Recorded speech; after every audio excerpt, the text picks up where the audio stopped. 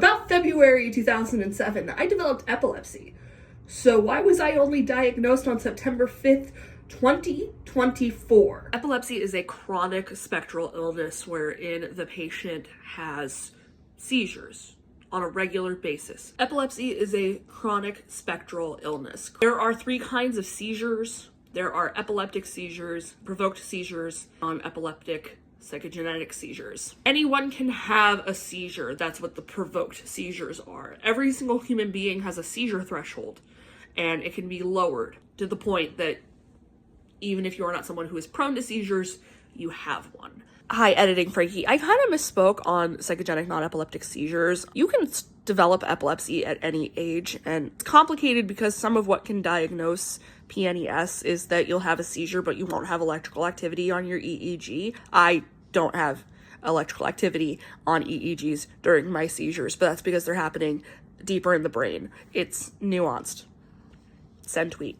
PNES is a form of functional neurological disorder, once known as conversion disorder. Now, as we're discussing seizures, you're probably visualizing tonic-clonic seizures. These are stereotypical seizures, convulsions, loss of consciousness, Simpsons watching anime type shit. But that's just one kind of seizure. Okay, so I'm 17. I'm really into Congregate. I was really into this game called Onslaught, which was a tower defense game. Everybody was like at my boyfriend at the time's house not because it was his house, but because it was actually like one of my childhood best friends' family's house. I grew up in a small town. So I'm showing everybody in the house this game, right? I am playing it all the time, kind of driving everybody nuts. Someday, it's my turn on the family computer because that's how much I'm there, and I'm playing the game.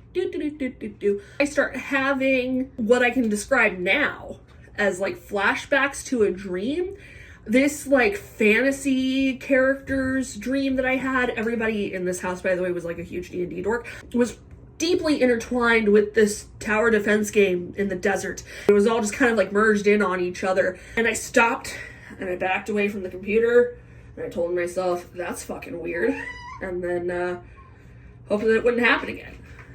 But it did over and over and over and over and over again. Focal seizures were discovered by Western medicine about a century ago. There's 2 categories of focal seizures, simple partial and complex partial. Partial means it's only happening in one hemisphere, lobe, or chunk of your brain, while simple or complex dictates whether or not you're conscious or unconscious, respectively. Simple focal seizures, how do I put this as just some guy who is not a neurologist? You're aware of what's going on and you also have the ability to like interact with the world around you. It does not necessarily mean you are succeeding. You can have aphasia and you're speaking, but the words that you think you're saying, you're not saying. You don't actually make sense to anyone around you. Now, sometimes you can also be aware that you're having aphasia and what you're saying in your brain, you're not saying with your mouth and you hear it. Brains are weird. One kind of focal seizure is specifically named the Jacksonian seizure after the guy who discovered it. Meanwhile, I tried to figure out who discovered deja vu can be a seizure or seizure activity in the brain. And while that was discovered well over 100 years ago, no person is credited. So my guess is that a woman figured that one out. It's a good rule of thumb with science. As it keeps happening, I'm like, hey, I need a doctor's appointment, right? This can't be right. This can't be a good thing my brain's doing if this is happening all the time. What the fuck is going on? Because this is happening like daily at this point. Maybe the night before or the morning of, my parents get into a big fight, probably about my dad's drinking or how he was spending money. One of the two. It was always one of the two all the time. I go to this doctor's appointment in the morning and my mom's sitting in there with me. I'm 17. She doesn't need to be there. And she's sitting in this doctor's appointment and I explain this to the doctor and the doctor's kind of just like staring at me and there's a couple of beats of silence. And then my mom goes, "Doctor, her father and I are getting divorced." I'm sure that that's, bringing a lot of stress to my daughter because none of us know what's coming. This has to be anxiety, right? She's already got a nervous condition just by her nature, and this can't be helping. The doctor says, "You're right, it's probably anxiety attacks." My parents didn't break up for 9 more years. My parents met in the 80s in Reno, Nevada, working in a casino. So you're going to be absolutely shocked to hear this. They bonded over cocaine. My mom already had my older sister, and then my dad and my mom decided to have me. Now, I don't know what I did to deserve this. My mom's pretty staunchly pro-choice. I didn't have to be here. I was a fetus. I hadn't done anything wrong.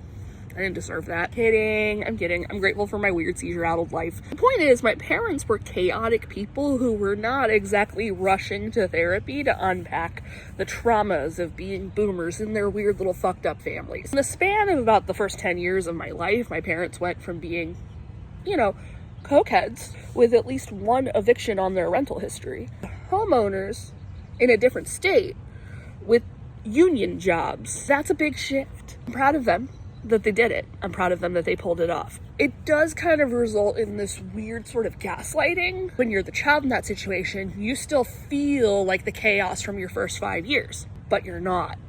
Your life's stable now. Even though their lives, their careers, and their finances were normative, their relationship was still the love-hate thing out of a movie like Casino. What I don't know at this time, because they haven't been diagnosed, is that I am on a birth control that is dramatically lowering my seizure threshold. I start having these things a lot, especially because I'm not treating them the way that you treat seizures. I'm treating them the way you treat anxiety attacks. So, I'm getting up and I'm doing all of these breathing exercises and I'm trying to excise the fear out of my body, and it's just making them more and more frequent because I'm not doing what you're supposed to do, which is not eat sugar and take a goddamn nap, maybe get on an anti-seizure medication. I even remember at one point, because it was so routine, just being on my computer, doing something, the feeling hitting, getting up, running through the house to find my mom and just being let's do these exercises, let's get it out of my body, let's I just wanted to jump in here really quick and say that isn't how anything fucking works. Thanks for that. So basically, I was the baby of the family by a lot. In the first 5 years of my life, we moved 3 times, 2 of which were cross country, and that's at least 3 times. We might have actually moved more times than that. I was essayed by a family member. My dad was arrested in front of me all my first 5 years. It was also babysat by an ever-running television that played both classics like Dinosaurs and Sesame Street, but also played America's Most Wanted, Tales from the Crypt Keeper. I was, I think reasonably, a bit hypervigilant and on edge. That's not how my family saw it. Family saw it as anxiety, an irrational personal failing, most immediately and unwavering, even in my childhood. Being a worrywart and a nervous wreck was my identity in the family for a long time. The diagnosis of an anxiety disorder then came as no surprise. This needed to be the case. My response to everything needed to be irrational. Otherwise, the adults in my life needed to stop and ask, when do we change course? Do we need to change course? Are we fucking up here? And they weren't gonna do that. Even when I learned that sleep was better than treating it like an anxiety attack, which I learned many years before I learned they were seizures, I still was having them every single day or at least 5 times a week until I came off of that birth control after a year and a half. Between me coming off the birth control and my mid-20s, I don't know what they are. These are still happening to me on a regular basis, but I don't know what they are. I have been told they are anxiety attacks.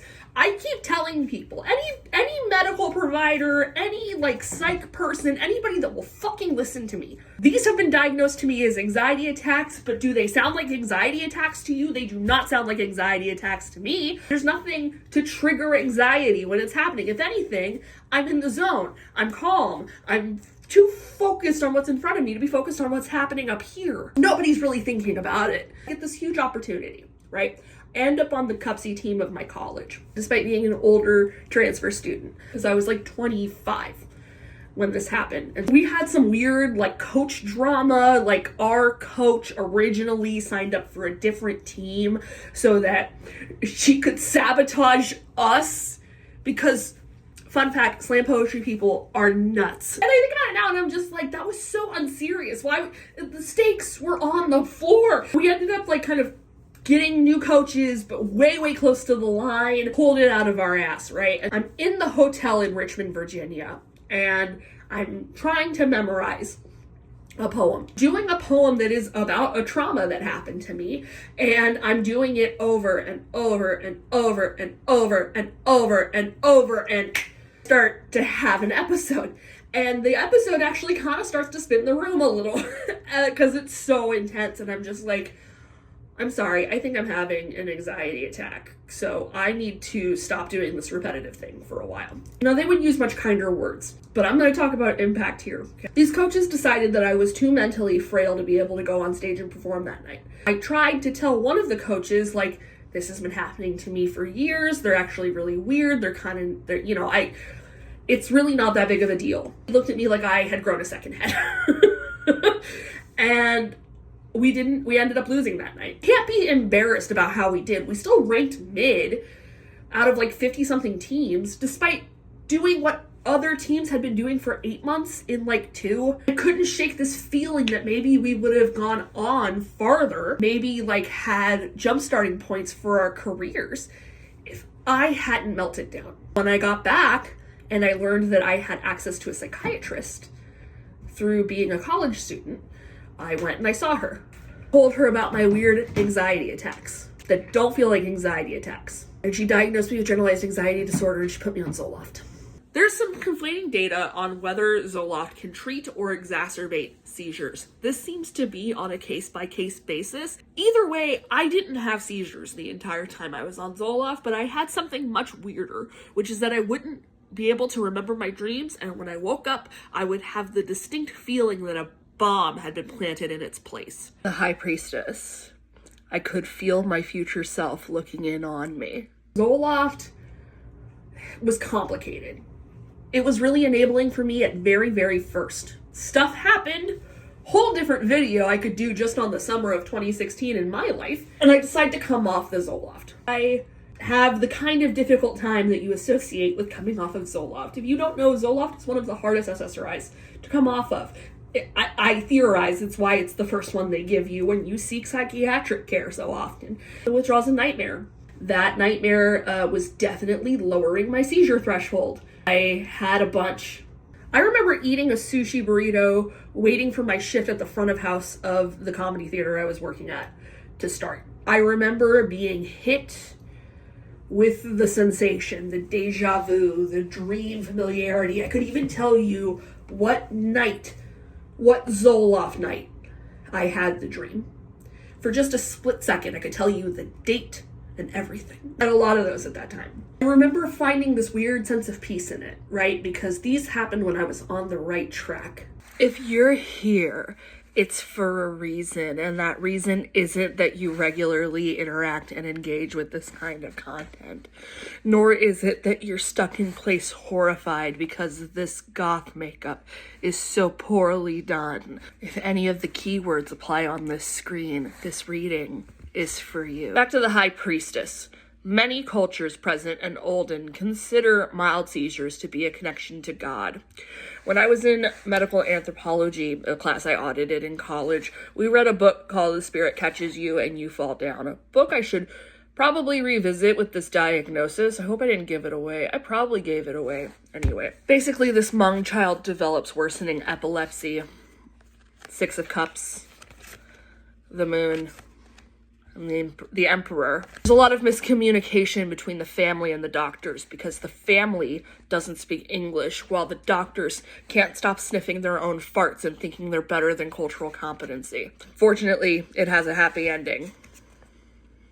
Wait, no, I pulled the tower. I'm sorry. The child dies. I had to skim the book because, again, audit, and so I took up precious class time like the asshole I am to ask what happens in these cultures where seizures are considered spiritual messages. Turns out, premature death is pretty common for these conduits of the divine. Probably not if they had a case of epilepsy like mine, but if they had one that worsened at all in their lifetime, probably. Page of Cups. I didn't know it at the time, but I had recreated this lore in my relationship to myself. These unexplained phenomena were my connection to a fifth dimension or a higher being, the sign that I was on the right path cosmically. It was that, or the Knight of Swords. Be terrified, right?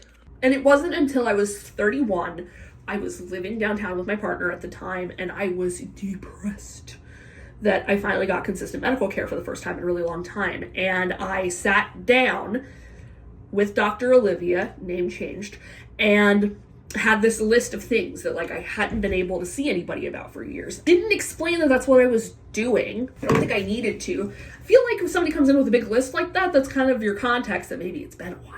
At one point I say, you know, both of my aunts on both sides of my family have had strokes in their 30s. I have a bunch of neuro symptoms, and so I'm really concerned that something is wrong up here, and I would really like to be referred to a neurologist. And she laughed at me.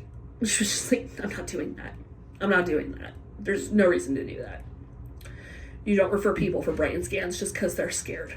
The term gaslighting comes from the 1944 movie Gaslight, about a woman who is made to believe that she cannot perceive reality by her husband. Medical gaslighting seems to appear in the internet lexicon in late 2020, as we are just beginning to learn that COVID can manifest as a chronic illness, while doctors are convinced that it's actually hysterical women and their wandering uteruses perioding all over the place. But the term quickly spread through chronic illness communities online, as it perfectly explained the experiences that they had with doctors time and time again, particularly if they were not men. So maybe after about a year of getting care from her, I was already annoyed for this video meeting, this video appointment, because she called me like hella late, gave me no chance to call her back, and then like bumped me down further on the list, didn't call me back again for another like 2 hours.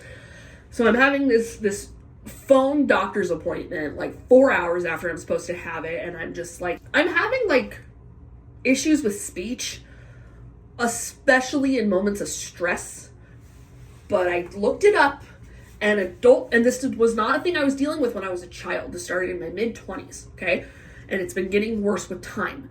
And I looked it up, and people don't start stuttering in adulthood because of anxiety. People don't start stuttering in adulthood for no reason. Something's wrong. I need to be referred to a neurologist. This devolved into us yelling at each other over the phone. Basically something like this. Why do I keep having to tell you that you do not need a neurologist? You need a psychiatrist. You have some anxiety problems. Ma'am, I have a psychiatrist. He is your coworker. He is literally sharing a building with you. Then you need a therapist. I have a therapist. I've had the same therapist for 4 years. And you know what both of these professionals have to say? They say it's neurological. This is not what anxiety looks like. Well, it's not my problem. It takes the average chronically ill woman 12 years to get diagnosed from the moment they seek care for symptoms, at least in the United States. It's almost like our system doesn't work. And I'm using the term woman because that's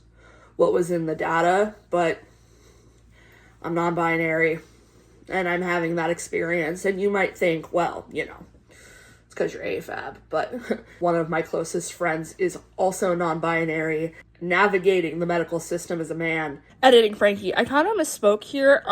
Basically my friend's been trying to get a diagnosis since like 2017 or 2018. They've at least been out of work that long. They literally have a disability that they can't get diagnosed in order to get on disability. They've been at this for like years and years, and it's turning out it might also just be epilepsy for them too. It's almost like the system in America doesn't fucking work. I decide, unrelated to the mediocre medical care I'm getting, that I want to transition. And that I don't trust Dr. Olivia to help me with that process because she's a cunt. I start with this new doctor, and she's taking everything super seriously. Shout out to Dr. Lindsay, who actually goes by Dr. Lindsay. You rule. You are what doctors should be. She at one point was like furiously researching my speech problems, trying to figure out some sort of explanation. Now, sure, she also missed the whole I was describing focal seizures thing, but I can't hold that too hard against her because, as you may have noticed in this story, so did everybody else. I get on tea, I take tea for maybe a month or two, and suddenly I have real bad sleep apnea. Now, spoiler, I have real bad sleep apnea the whole time, but I was like waking up like suffocating, which was new. And then I started having loud migraines, which is how I learned I was also getting silent migraines. This results in me getting a sleep study. I'm diagnosed with the sleep apnea. And then I have this idea, and I Google sleep apnea, deja vu. Symptoms of temporal lobe epilepsy can include a particular smell like burning rubber, strong emotions such as fear, abdominal or chest discomfort, automatic unconscious repetitive movements, a loss of awareness, staring, and deja vu that triggers flashbacks to dreams. It took from about January 2024 to September 2024 to go through the entire neuro referral process, and that's not even true. I still have an MRI that my insurance is sitting on, putting off and off and off and off. And I get another interruption of care here soon because I'm about to leave the state. But I get my week on the floor of the EEG wing of a Mercy hospital in downtown Sacramento. And every single person in that building knows that the deja vu is a symptom of seizures. Textbook focal seizures, also known in my case as partial simple seizures. And the threshold of proof I find to be astonishingly low because I have been not believed for many years. Technically, my seizures didn't show up on the EEG, but they still said they're seizures because they're textbook focal seizures, and they're textbook focal seizures for a kind of seizure that happens deeper in the brain than you pick up on an EEG. Still epilepsy, baby. I go home, I process, and then I decide that I have to start the lifestyle changes. My prognosis is pretty good. This is the best case scenario for seizures. They have not gotten worse with age, which is a pretty good indicator that they won't get worse as I get older, but I still need to control them. They can still do, I still think they have, and can continue to do damage to my brain.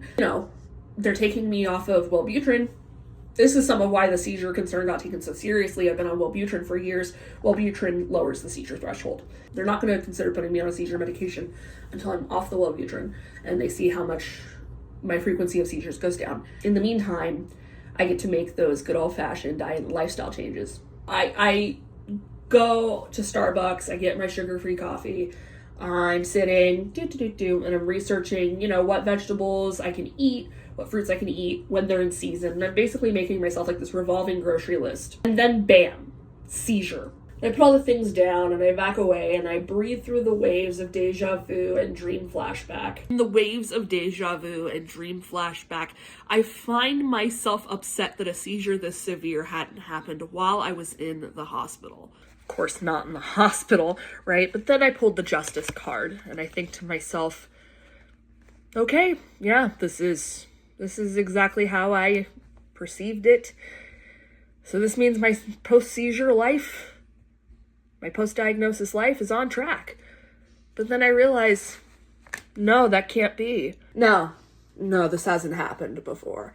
It feels like it has. It feels so real that it has, but it hasn't. This is just the illusion of too much electrical activity in the brain. This is an illusion, and this triggers fear.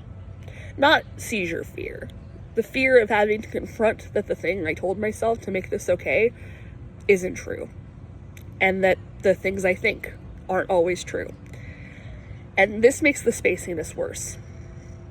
And all I can do is laugh. All I can do is laugh. All I can do is make jokes like this to my friends. But then the first week I'm out of the hospital continues, and I keep making this video, and I start realizing that this ineptitude is deadly. And is probably fucking over one of my closest friends. And might even explain, the entirety of, reality shifting on Reddit. I've been having a week, guys. Now, I don't know how to end this video. I had a completely different ending for this video. But, fuck, dude. Fuck. In conclusion, fuck. Thanks for watching.